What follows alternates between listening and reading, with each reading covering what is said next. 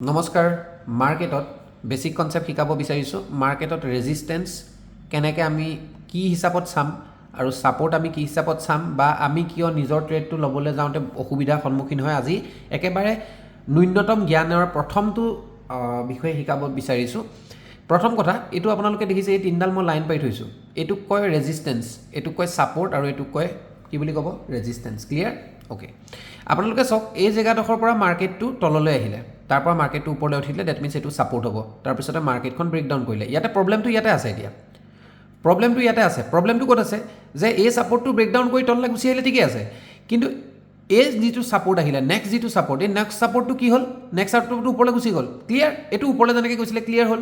ই কিন্তু directly breakdown কৰি দিলে এই সাপোৰ্টটো ব্ৰেকডাউন কৰিলে তে ডেফিনেটলি কোনোবা মানুহে এইখিনি ট্ৰেড লৈছে কোনোবা মানুহে এইখিনি ট্ৰেড লৈছে ঠিক আছে কাৰণ এডোখৰ জায়গা যেতিয়া ভাঙিছিলে ইয়াক ফলো আপ কৰি পেলাই এটো হেৰি কৰিছে কিন্তু তাৰ পিছত তেওঁলোকে কি কৰিলে গোটে স্টপ লছ খিনি এই স্টপ লছ খিনি হান কৰিলে প্ৰথমটো ঠিকই দেখাই দিলে মাৰ্কেটখনে প্ৰথমটো ঠিকই দেখালে তাৰ পিছত তো মাৰ্কেটখনে সব যদি আপোনাৰ মতে হয় মোৰ মতে হয় গমেই পাই যায় নহব নহয় তো তেতিয়া কি কৰিলে ইয়াৰ স্টপ লছটো নাখালে কিন্তু ইয়াৰ স্টপ লছটো খালে এতিয়া আৰু এটা কন্ডিশন আছে কিবা কেনেকৈ গম পাব চক এটো এটা ৰেজিস্ট্যান্স হ'ল এটো এটা সাপোৰ্ট হ'ল এটো ৰেজিস্ট্যান্স হ'ল ঠিক আছে দুইটাতে আমি ব্ৰেকডাউন দেখিলো এতিয়া एक्चुअल 15 मिनिट्स टाइम फ्रेমৰ কথা কৈছো দে মই এডখৰ পৰা মাৰ্কেটটো আকৌ যে ওপৰলৈ গুচি গ'ল হেতু মই কথা কোৱা নাই মই एक्चुअल 15 মিনিটস টাইম ফ্ৰেমৰ কথা কৈছো যেতিয়া মাৰ্কেটখনে ব্ৰেকডাউন কৰিলে ঠিক আছে যেতিয়া মাৰ্কেটখনে ব্ৰেক কৰিলে আমাৰ দুটা ব্ৰেকডাউন ফিক্স লাগে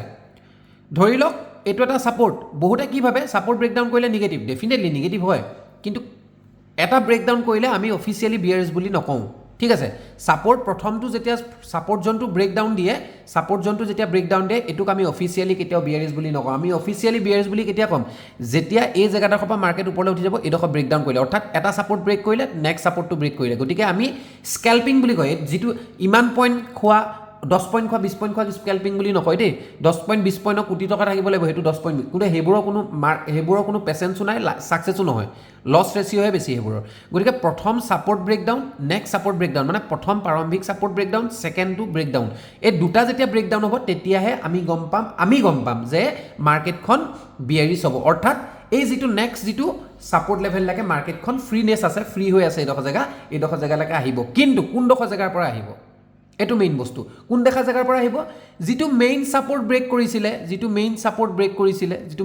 ব্ৰেক কৰিছিলে হেডখৰ জায়গাত কনফাৰ্মেশন চাব লাগিব যে কনফাৰ্মেশন ক্যান্ডেলস্টিক বনিছে নে নাই কনফাৰ্মেশন ক্যান্ডেলস্টিক বনিছে নে নাই চাব লাগিব কিন্তু আপোনালোকক মই এটো বুজাবলৈ কি বিচাৰিছো যে আমি মাৰ্কেটখন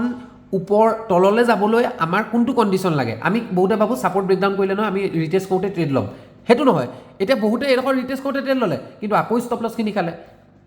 কেলে খালে এডখৰ জায়গাত কেলে ষ্টপ লছ খিনি খালে কোনোবাই জানো কিয় খালে মই কওঁ মাৰ্কেটখন ঠিকই আছে এডখৰ বিয়াৰিশ এংগেলফিং ক্যান্ডেল বনিছে ঠিকই আছে কিন্তু আপুনি যদি চাই এডখৰ জায়গালৈ গৈ মাৰ্কেটখন বহুত টাইম ৰখি পিছত ক্যান্ডেলস্টিক বহুত সাইডৱেজ কৰি পেলাই আকৌ লাহে ধীৰে এডখৰ হোল্ড কৰিলে এটা কথা মনত ৰাখিব যেতিয়া যেটো জায়গাত মাৰ্কেটখন এটো জায়গাত এটা মাৰ্কেট ব্ৰেকডাউন হৈছে স্পিড আহিছে এটো কিন স্লো হৈ দিলে ঠিক আছে এটো জায়গাত স্লো হৈ দিলে আৰু লগতে এটো এটা সাপোৰ্ট আছিল ৰেজিস্ট্যান্স ব্ৰেক কৰা পিছত এটো কি হৈ যাব সাপোৰ্ট হৈ যাব ঠিক আছে প্ৰথম এই সাপোৰ্টটো ৰিটেষ্ট নকৰে এই সেকেন্ড এই প্ৰথম প্ৰিলিমিনাৰী সাপোৰ্টটো ৰেসপেক্ট কৰিবলৈ ম্যাক্সিমাম টাইম যাব কাৰণ এডখৰ ষ্টপ লছ কিনি থাকিব লাগিব নহলে মাৰ্কেটখন ড্ৰাইভ কেনেকৈ হ'ব তললৈ কেনেকৈ যাব গতিকে তেওঁলোকে কি কৰিলে এডখৰ জায়গাত তেওঁলোকে কি কৰিলে ষ্টপ লছ কিনি খালে এতিয়া আপুনি চক এডখৰ জায়গা চক আৰু এডখৰ জায়গা চক ঠিক আছে এডখৰ জায়গাত কেইডাল ক্যান্ডেল বনিছে এডাল দুডাল তিনডাল চাৰিডাল সাপ্লাই বনাৰ পিছত মাৰ্কেট ধাৰাম আৰু এটো ধেমালি পইণ্টছ নহয় কিন্তু এটো কমেও 400 পইণ্টছ এটো যদি আপুনি 1000 মাৰ্জিন বা 1000 মাৰ্জিন ল'বই নালাগে এটো হাই ৰিস্কি মানে কোনোবাই যদি গেমলিং খেলে এটো বেলেগ কথা কিন্তু জি মাৰ্জিনে লওক অকমান যদি বোলে 50 মাৰ্জিন লৈছো 50 সাফিসিয়েন্ট মাৰ্জিনটা লৈছো ঠিক আছে তেতিয়া কিন্তু মাৰ্কেটখন মই জাস্ট আপোনালোকক বুজাইছো এটো চাৰ্ট আপুনি যিকোনো চাব পাৰে মই ইউৰো ইউএসডি চাৰ্টখন চাইছো চাৰ্ট আপুনি যিকোনো চাব পাৰে মই জাস্ট দেখাইছো আপুনি বিটকয়েন চাব পাৰে নিফটি চাব পাৰে জাস্ট চাৰ্ট এনালাইসিস আৰু এটো টেকনিক্যাল এনালাইসিসটো মেইন বস্তু প্ৰাইসে কি ক'ব এটো বস্তু মই আপোনালোকক আজি কি শিকালো যে সাপোর্ট প্ৰথম সাপোৰ্ট সেকেন্ড সাপোৰ্ট প্ৰথম সাপোৰ্টটো ব্ৰেকডাউন কৰিছে বাই টাটা নহব সেকেন্ড সাপোৰ্টটো ব্ৰেকডাউন কৰিছে তেতিয়াহে আমি